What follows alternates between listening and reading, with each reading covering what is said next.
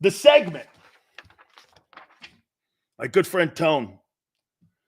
I should say, actually, Mayor DeShields. There he is. Look at you, man. Listen here, sir. Ow. Mayor DeShields reporting for duty. What can I do for you, Sileo?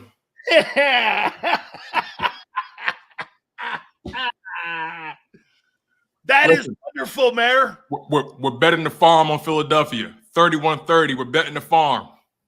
Why are you, Mayor, why are you so convinced that the Eagles will go into this Sunday night game and stop this Miami Dolphins offense? Well, let me tell you this, Sileo. First things first, glad to be on your show, sir. Thank you very much, Your Honor, and we will be donating to Tone DeShields and Mayor in trying to repeat again for a second term. Yes, sir. DeShields 2024 now. Why are the Philadelphia Eagles going to be able to knock off the Miami Dolphins? Our physicality. The physicality of the game. Miami Dolphins, pure finesse. Got a lot of speed. They're a bit healthier. They got the coaching on their side. But guess what? We're more physical. We got the mentality. We got the heart. We're coming off of one of the worst losses we've seen in a long time, one of the most embarrassing losses that we've seen in a long time. I believe Jalen Hurts is putting everything on the line this Sunday. Sunday Night Football, the lights are the brightest, the Nick Saban Bowl. I'm betting the farm on Philadelphia. It's all about passion, all about glory. It's all about everything you can't quantify.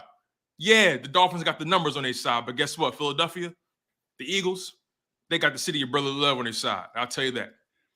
But, Mayor, you're banged up a little bit. Your staff is not at full force right now. Okay. So you're comfortable even with some of the people that you can replace on your staff, that you could go into this game and slow down a freight train right now that, Mayor, I'll tell you, man, they have momentum over you.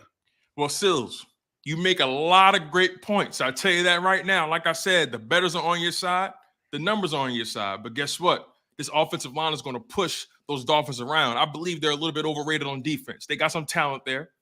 But guess what? That offense carries that team. You limit their possessions, best believe the Philadelphia Eagles can win this game. Now, I know I said the score is 31-30, but I think realistically, based off everything we've seen from this Philadelphia Eagles team, it could be 27-24, Philadelphia Eagles. But again, I think the Philadelphia Eagles need to run the ball. If you can find a way to limit the amount of possessions that Tua Tagovailoa can have, if you can find a way to sustain long 13, 14, 15 play drives when you kill half of the quarter, I believe the Philadelphia Eagles can win this football game. Now, look, I understand our coaching staff has not been playing up to par. They've been very underwhelming. Nick Sirianni, you got to step your weight up, sir. Brian Johnson, this is the time where you got to earn your paycheck. Vic Fangio has the 4-1-1 on the Philadelphia Eagles. He was supposed to be in the midnight green, but now he's wearing the Dolphins lime green. But that's all right, though. I think Sean Desai has been coaching his behind off. He has a tall task ahead of him. Now, you asked me yesterday who has the tougher job, Brian Johnson and Sean Desai. I'm going to stick with Sean Desai. Tyreek Hill, Jalen Waddle, Raheem Mostert in the backfield. Now, they are missing Devin Achane, their star running back. But I do believe the Philadelphia Eagles can dominate at the point of attack. Our defensive line versus their offensive line, I'm betting on Philadelphia. Our offensive line versus their defensive line, I'm betting on Philadelphia. Eagles can win this game. They got to have a balanced attack. That's where I'm at with it. Balance equals wins. Damn, I think LJ's thinking that you're Huggy Bear, the pimp. I don't know. I don't know if he thinks he says you look strong, but I'm like, I don't know, man. Well, listen, you call me Mayor DeShields, Big Shells. I got to no, you are. No. I got to come correct, baby. I got to come correct. Way you're breaking that bond with you and Philly. That's not happening, man. Never. There's not a. Have you ever bet against Philly? Never. Never have. Never will. No can. No how. Oh, so you're like Pete Rose. So like you're gonna put the money down on teams you know you're gonna win, but if you have any kind of reservation about that game, that's the game you're not betting and you're gonna pass on that week. Well, here's the funny thing about me, Shills. I have reservations about every game. You know why? Because those guys go out there and put it out all on the line for their city, for their teammates, for their organization. So I'm always worried about guys getting hurt. I'm always worried about things not necessarily going our way. But I'll tell you this much. When it comes to Philadelphia, they understand what's on line. They understand what's at stake when it comes to this game. They know they came off a terrible loss against the New York Jets. Terrible. As a matter of fact, Nick Sirianni was going to adjust the team, but then he said, you know what? My players are going to hold themselves accountable. Jalen Hurts, Jason Kelsey, Hassan Reddick, they spoke to the team. Even Devontae Smith, the king of drops last Sunday. But guess what? He's going to make up for it today. We're going to see one of the most electrifying games we've seen all season. A.J. Brown, arguably the best wide receiver in the NFL right now. Tyreek Hill, arguably the best wide receiver in the NFL right now. Now, I do worry about Darius Slay's knees. I wouldn't put my money on Darius Slay's knees. I'll say that. But, again, you limit their possessions, we're going to find a way to win this game. The Eagles have to play their brand of football. They can't get caught up in the shootout. They can't get caught up in the glitz and glam of the bright lights. Get physical, impose your will, and you limit them to about 60 plays, you can win this game. Who's guarding Tyreek Hill again? We don't have to revisit that again, Sills. I already addressed it. We already addressed it. See, you're trying to knock me off my square. And I sure don't appreciate it. But it's okay. Like I said, we have the dogs to be able to win this game on offense. We have it. Sean Desai, I trust his brain. I trust his ability to be able to coach these guys up. We saw when they had Cooper Kupp and Puka Nacua, two of the hottest receivers in the game. Now, sure, they may not be speedsters, but they're big bodies and they're superb route runners. So the way I see it, Sean Desai, he can coach his way through this game. Lord willing. Excuse me? Lord knows how. Excuse me, did you say coaching? On the defensive side of the ball. All I'm going to say here is this, folks. Hakeem Jeffries, Congressman Jeffries, has a really big competitor here now to potentially be Speaker of the House because those Republicans can't get their heads out of their ass. Here he is right here. Mayor DeShields could be the next Hakeem Jeffries there on the Congress. Okay. Yes, sir. I mentioned something in the first hour watching Doug coach last night. Yes, sir. I mean, Mayor, you have a lesser guy. All right. Running your football team. I think they haven't used the real playbook in these few. I do not endorse this statement right here. I do not endorse this statement here. So let's get this. Thank you for your generous donation to the campaign. Yeah. We'll put your $5 in the bucket and we'll put that to the side. Now, continue, Big Sills. My apologies. All right. Why in the world do you have a lesser coach today than you did 3 years ago? How about this? Let me say this to you again. First off, do you think it's an upgrade? Do I think Nick Sirianni is an upgrade from Doug Peterson? Anytime a mayor or anytime a politician revisits the question, he's thinking in his own mind right now how to answer it politically correct. Okay? Don't think I don't know, bro. well, listen, you pose a very, very spectacular question. When I think about the coaching staff from years past, I think about the coaching staff today, there's no way on God's green earth that I can say Nick Sirianni, Brian Johnson are better than Doug Peterson and Frank Reich. There's no way I can say that with a straight face to my constituents.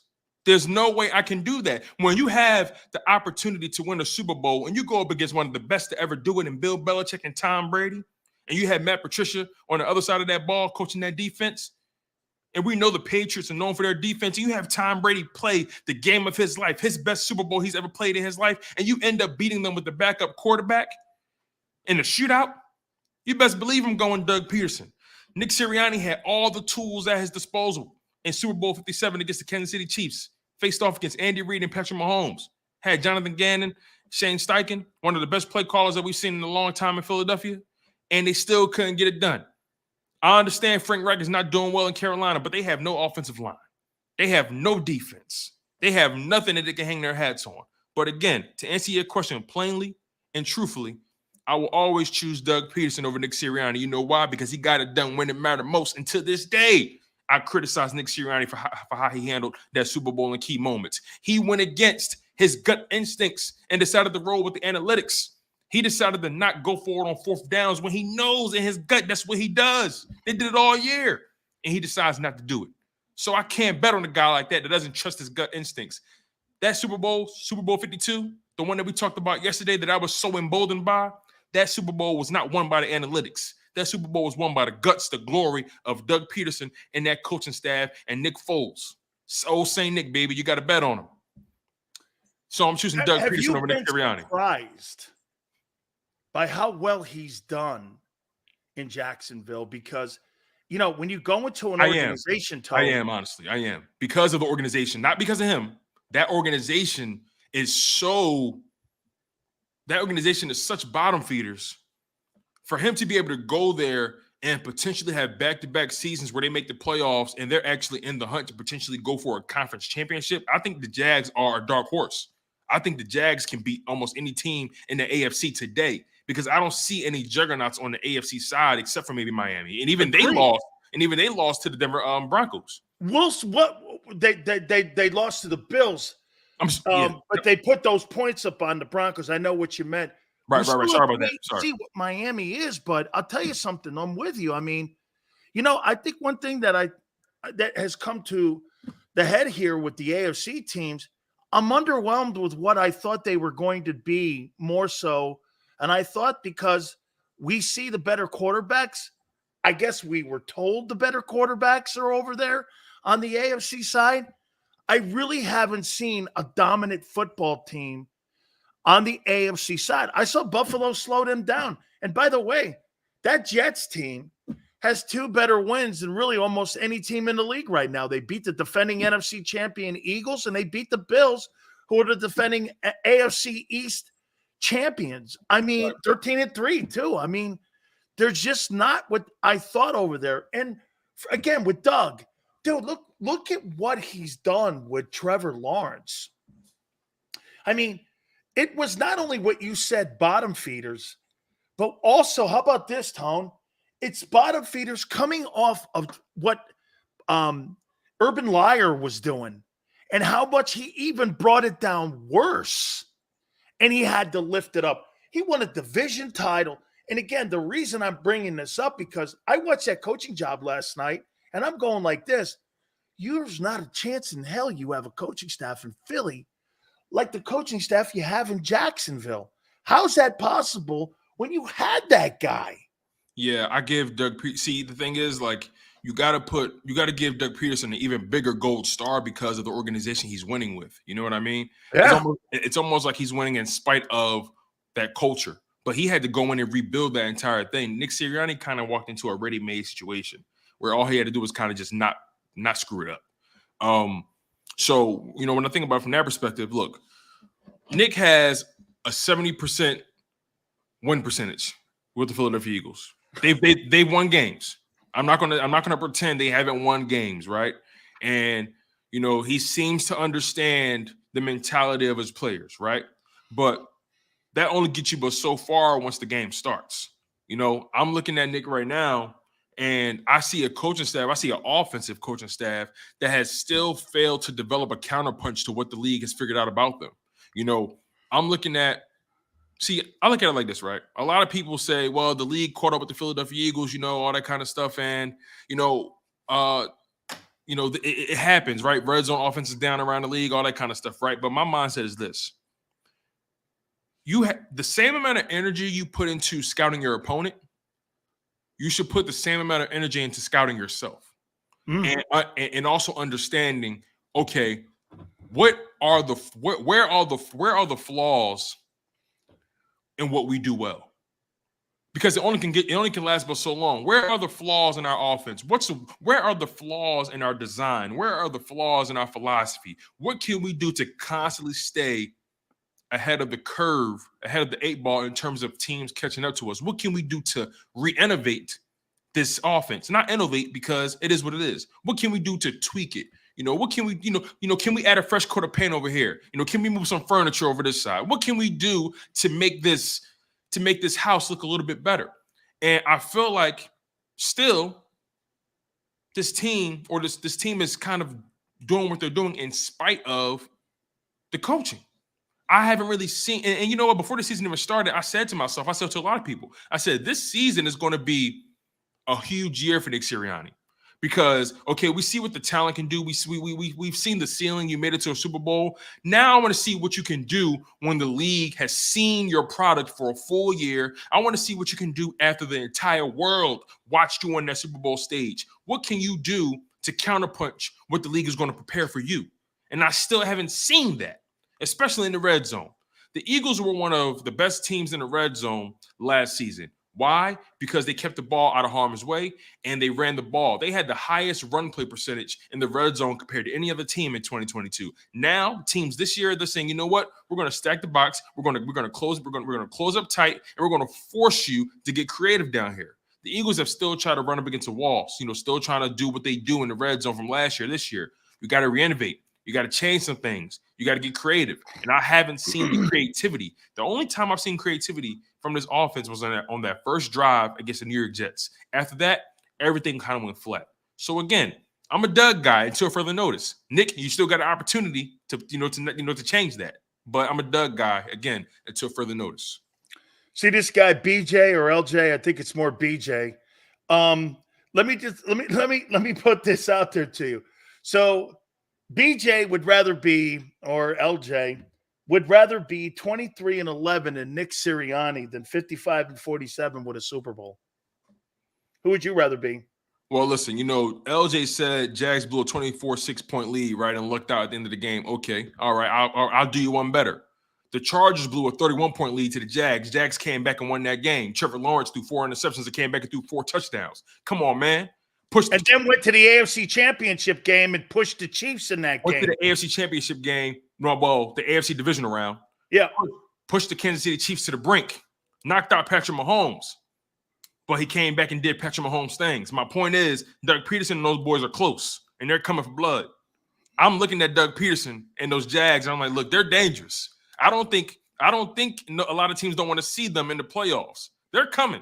Oh no, they're definitely trending up, and you got guys in here like Ho and BJ and Kwani and all these dudes. Well, man, you know what? Ask them this. What do they love so much about Nick Sirianni? Ask them. What do they love so much about him? What has he done that Doug hasn't done? I'll tell you exactly. I'm gonna pull up Mayor DeShields. You ready? What has he done? He's an Eagle. That's about it, right? Hey, listen, I know I'm the mayor of this city, and I understand that, and I understand that I signed Nick's paychecks. I get that, all right? But you never forget your first love. And I got you, man. The chick that gave you the nookie, man, it's all good. I got it. You got to explain it to your dad and your mom, what's on your neck, and I understand this, man. All right. You know what I didn't realize, Tone, and it was pointed out to me, believe it or not, by Florio. And I had forgotten this. I thought Fangio was brought in to help out on the defensive side. Oh, no. He was an offensive consultant. He was an offensive consultant.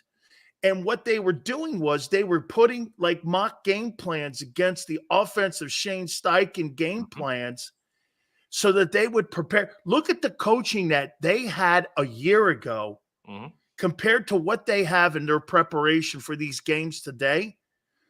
I think that that's a bigger deal. I'm not saying that Fangio has the defensive personnel to slow down that Eagle offense because I think it's still a work in progress. That Chubb's good. He's having a good year, but and Ramsey's still, a ways away here. Right. They got a good DT and Christian Wilkins. He's pretty good. Yep. Yeah. And I think it's on. It's coming along here, man. Right. All right. He hasn't had a 4-11 season. He hasn't had a Super Bowl season. I'm talking Super Bowl win season. Hey, dude, it's not like Tone says. It's not talking about getting to the bar exam. It's about passing the bar. Hey, listen, when you win the Super Bowl, like Mayor DeShields did. Listen, when you win the Super Bowl in my book, you get some grace from me. I tell you that. That's right, man. Them silver medals, man. That's not something that Mayor DeShields wants, man. Not at all. Not at all. The way I see it, man. Do you think that that's an advantage for the Dolphins going into this, that he had 17 weeks of game planning against Jalen Hurts? I mean, sure. I mean, like you said, and like we all know, he was on the staff as a consultant, for the offense. That's just a fact. He was around, and I think again, when you're able to see the Philadelphia Eagles play the way they played last year, and then you make it to the finish line like that, everyone around the world is watching. Everyone is studying you. Everyone is either trying to copy you or trying to find a way to beat what you're doing. So I look at it from that perspective as well. You know what I'm saying? When you're one of the top dogs, you're the most watched. You're the most hated. You dig what I'm saying? So I'm looking at this game like this, right? This game, from a talent perspective, it's good on good. But I think when the rubber meets the road, it's going to come down to coaching. And right now, Nick Sirianni, Brian Johnson, they still got to earn it with me.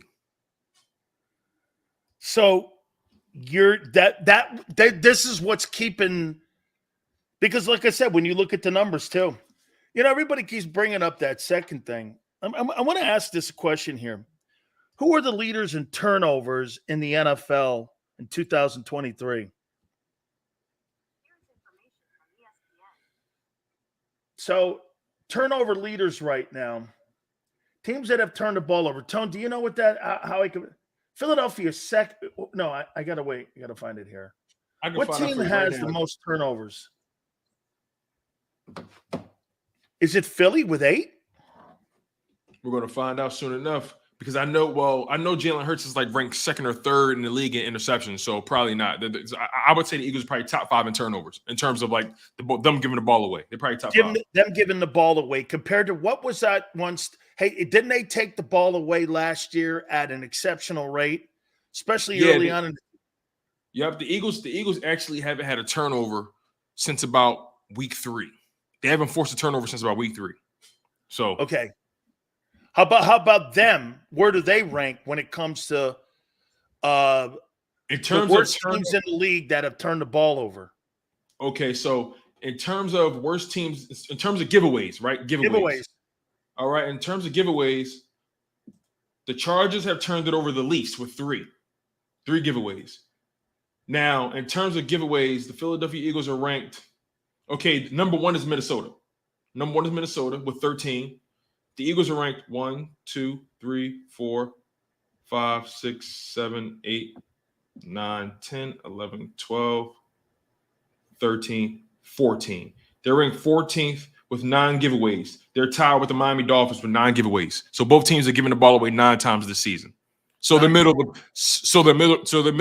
the pack. It looks bad because of that 3 interception game. It looks worse than what it is. How about this? But what the issue for me would be is that it's every game. That's the thing right there. Now I will say Jalen didn't turn it over in the Washington game. He didn't do that. But every other game, I believe he's turned the ball over at least once. Okay, that's right. He didn't turn it over in that. But he's got 9 since the Super Bowl, right? Are you including the Super Bowl? Yeah. Okay, 9. Yep, 9 giveaways. Okay, and you're right. The Washington game, he didn't. And then when you combine the low percentage in red zone and the turnovers, get this. I think that's the perfect recipe for why you lost that game, and the perfect recipe for why you're turning the ball over. Therefore, you're putting them in good field position. You're not scoring in the red zone. Therefore, you're not creating distance. So when you couple those things together, you're underperforming. See, look, you put that second ranking number, and it's an impressive number. What chips that thing away is horrible red zone, turnovers, 3 and outs. Well, actually, the Eagles are one of the best teams in terms of third down conversion, but they do have 3 and outs when it hurts them the most. I think that's why we notice it. They do have 3 and outs when it matters the most. But the Eagles are. Let me double check that real quick. But I think the Philadelphia Eagles are ranked number 1. They were third. Like after week 3, they were third, so they must have improved that. Yep. Let me double check it right here. Third down conversion percentage. The Philadelphia Eagles are ranked number 1 at 50%. Okay. Converting third downs. Is that the number of 3 and outs? Or is that third down conversion? Because that's a different statistic. That's a good point. So the amount of 3 and outs versus third down completion percentage is a different statistic. Right. Okay. But just based off that though, because I got to dig a little deeper for that one. But Okay, that's okay. How about this one here, Tone? Who's playing better football in the NFC at quarterback than Jared Goff? ooh, man, that's a good question. I can't really think of in the NFC who's playing better football than Jared Goff, who's playing the cleanest football than Jared Goff. I can't think of a team in the NFC. Well, Brock Purdy maybe, but Brock Purdy had that. He had that dud. So who's been the most consistent? You might got to say Jared Goff, right? You might got to say Jared Goff, maybe. Golf or Purdy? I mean, nip and tuck, I guess. That bad game is a blemish on Purdy, but Yeah, but he did put him in a position with a game-winning field goal. He did. No, he did. He did for sure. So, if I had to choose, I'll be honest. I love the way Goff is playing right now. I love the way he's playing. Has he changed the narrative with you On his career? Oh, absolutely. Yeah. He's doing it in Detroit. He's like the what is that? The Motown? Come like he's doing it in Detroit. Two playoff wins since 1957. And they're tied for the best record in football. Now, it's a long season. Anything can happen. Same thing how anything can happen for the Eagles. Anything can happen for Detroit and vice versa, anybody else. So it's very early in the season, technically. I know you like that word right there. That's my campaign slogan. Technically, vote for me and I got your back. But, the reality is 6 weeks in, a lot can change. A lot can happen, right? Even though the Chiefs were doing what they were doing last year, we didn't really see them hit their swing until the second half of that season. I know a lot of people bring up the 2021 or 2020 Tampa Bay Buccaneers, I think it was. Yep. They were 7-5. They didn't even win their division. Somehow won the Super Bowl. So anything can happen, and I understand that. But just based off what we've seen thus far and what we know about this roster and the staff and the injuries, I think the Philadelphia Eagles could be playing way better. Like I said to you yesterday, they've scored the same amount of points through 6 games this year as they did last year. But what's the difference? Red zone. So you mean to tell me if the Philadelphia Eagles were even half as good as they were last year to this year, they would be putting up Miami numbers.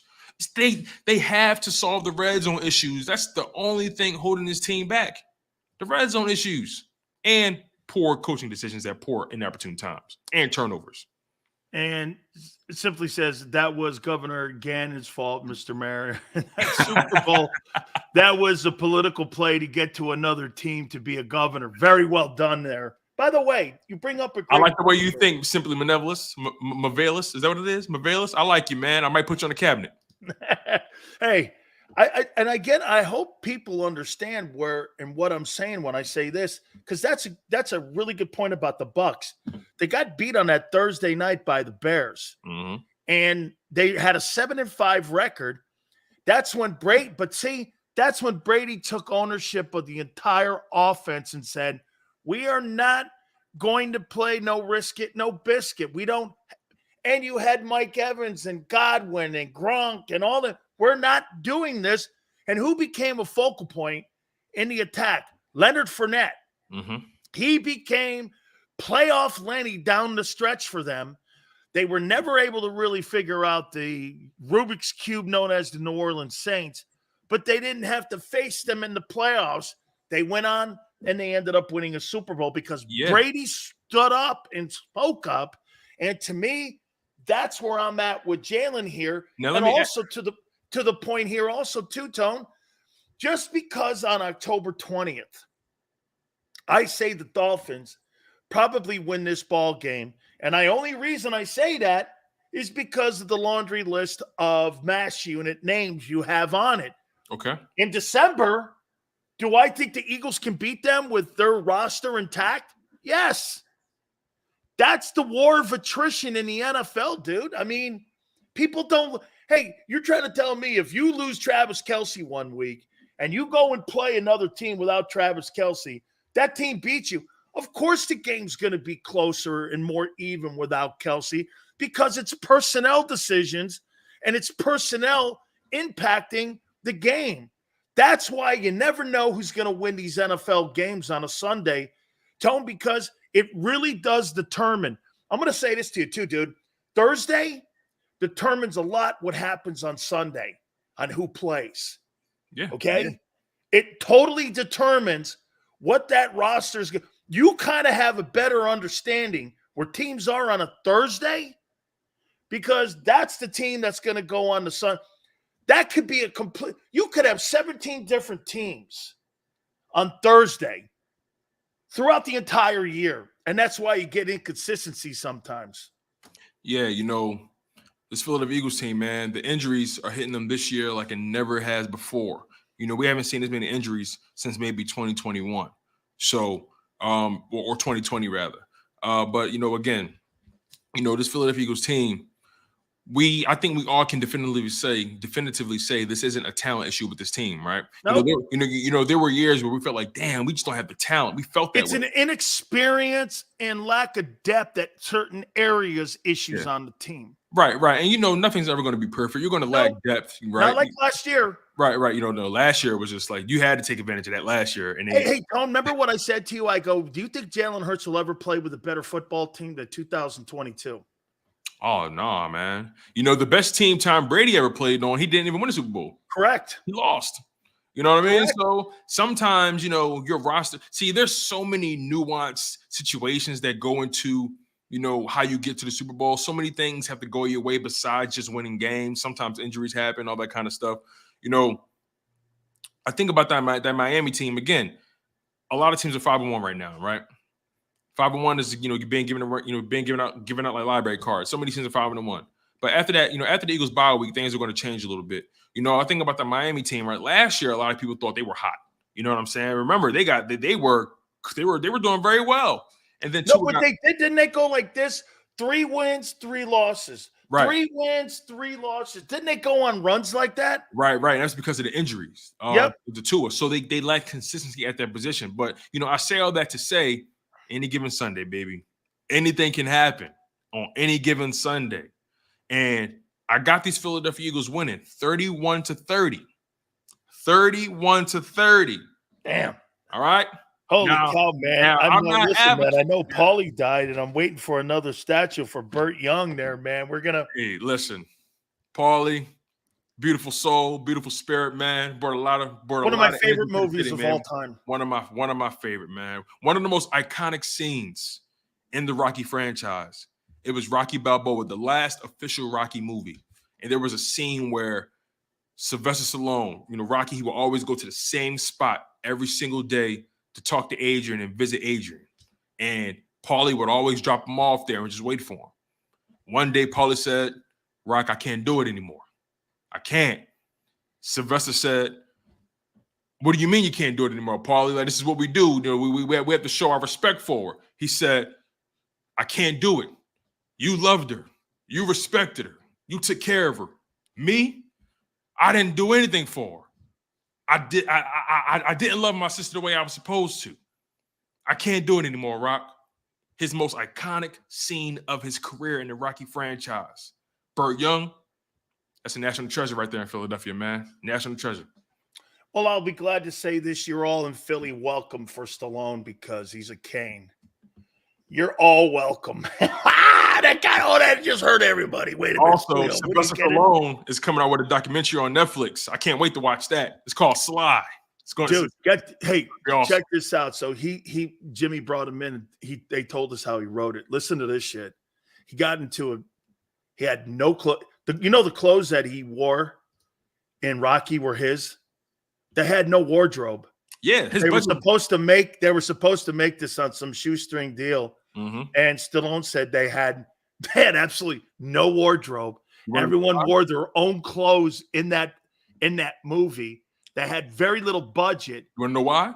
Because the studios were pissed off because he refused to give up the leading role. Correct. So they say, you know what? Okay, you want to play Rocky? Play Rocky, and let's see how it turns out.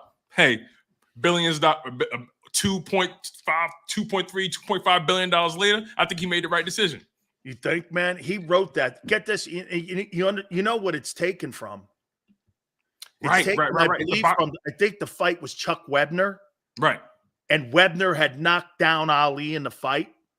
And if you ever watch that Webner fight, Ali's sitting there looking at a chick. I think it was in London. And he's looking at a girl, Ali's just kicking this guy's ass. He sucked. This guy was the English champion and whatever that means. And so he's banging on this guy. Ali's looking. This guy gives him a left hook and knocks him down. He gets up and tortures that guy. hey, Muhammad Ali's my favorite athlete of all time. Right, Apollo, everyone knows this, but Apollo was based off of the Muhammad Ali. The Apollo Creed character. That was Muhammad Ali, essentially. You know what I mean? He played college ball I believe he played college ball at San Diego State. And for Carl Weathers. And Browns. Yeah, Carl Weathers. I think he played for the Raiders too, didn't he? Yeah, Raiders and Browns. Yep. Yeah. Yep. Raiders and Browns, man. Well, Mayor, I'll tell you what. I know your campaign. 31-30. Book it.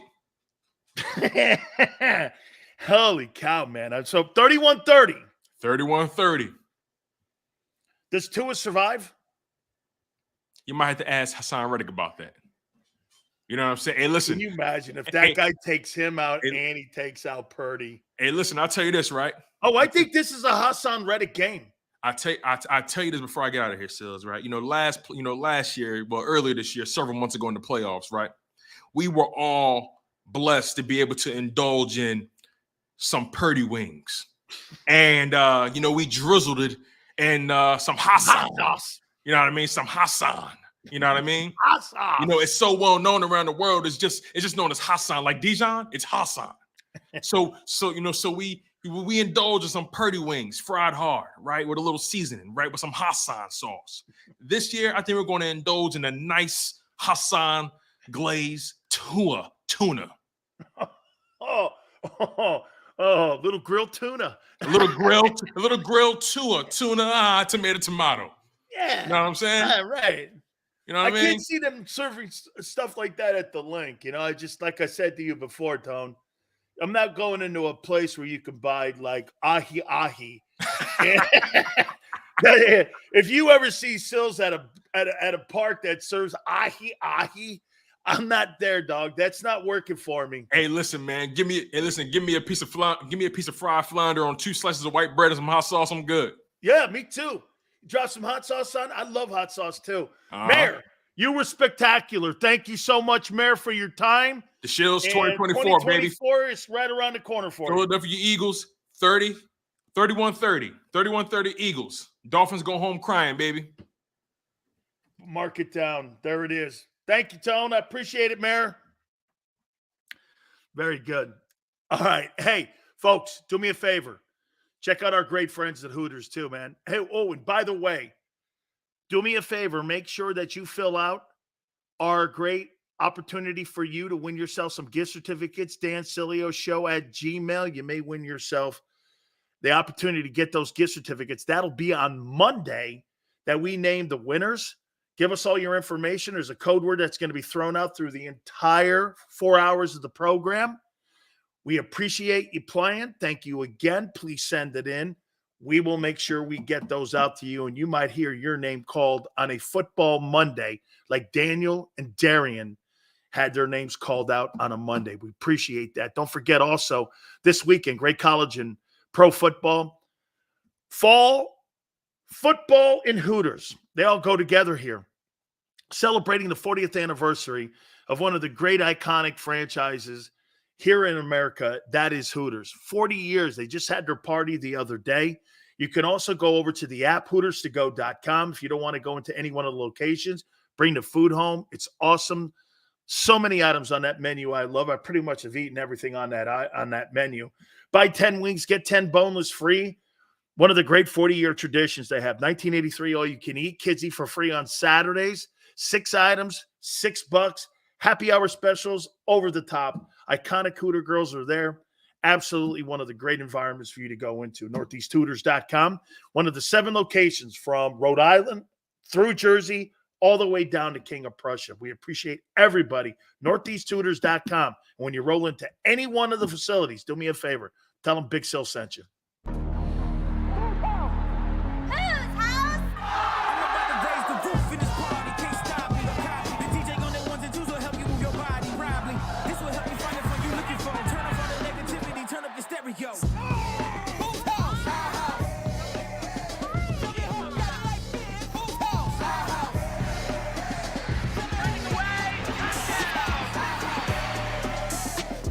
Ball and Hooters, the perfect pair.